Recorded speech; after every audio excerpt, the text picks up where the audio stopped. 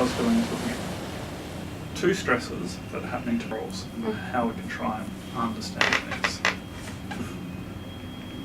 Analogy that I was using to explain this was that corals are like a factory, and so you can understand what's going to happen in terms of supplies that you give to the factory and the power that it needs. Talk will break into the first part, looks at limitations in the future on the supplies they need, and the second part will look at how the power that they need will change. There's a whole bunch of threats that are facing reefs, and we're going to look at just two of them, and one's from changes in the carbonate chemistry, so the carbon dioxide changes the chemistry of the seawater, and the other one is increase in temperature. So that's just the two. There are a lot more, but that's the two that we can treat well with the way that we approach stuff. So to give you an idea of what's going on here, so here's a picture of the whole reef with all of its diverse ecosystem. So the reef part itself is made by the coral. So this is like zoomed in to look at them here. If you zoom in again and look at like the scientific kind of slice through this, coral is made up of a plant, which are these green bits, that live inside an animal. So there's a symbiosis. They've got to work together, and it's not known even now how mutualistic this symbiosis is, whether they want to work together or whether the little plants are being held captive. And so that's an interesting little part. And one of the things that we'll get onto is that if the balance gets upset, the animal will kick out the plant. So there's ejection, and there's sort of like, I don't want you to get away from me. And the coral can survive for a while. So it's called bleaching because this green part goes away, turns quite white. They've got to re-establish that symbiosis to keep alive. So once the plant has been rejected by the animal and it starts to bleach, is there any chance of that situation being reversed? Yes. One way that this occurs is when they get too hot.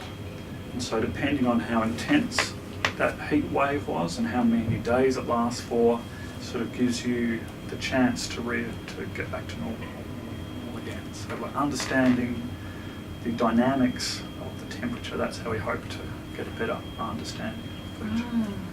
So this gets to the factory type of thing. So the actual coral reef part itself is made out of calcium carbonate.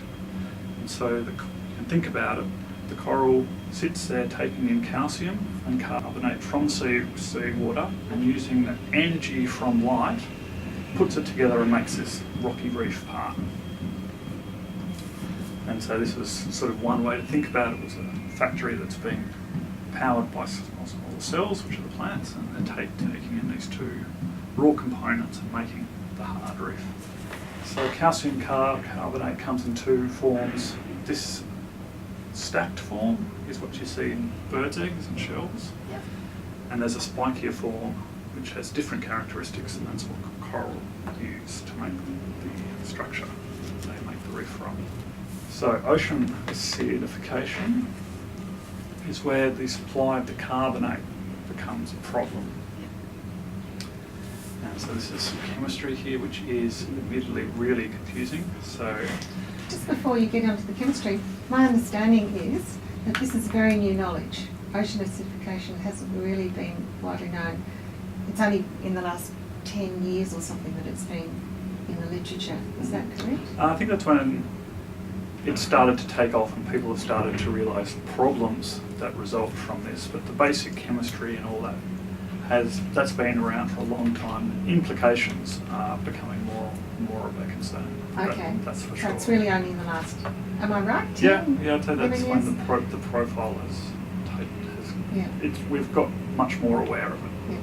And this is actually a really interesting conversation for me, because when I first came to UTS, I was immediately introduced by Peter, who you just met, to Martina, and she talked to us about ocean acidification and saying this was the most challenging aspect of climate science because it's invisible, complex and difficult to visualise.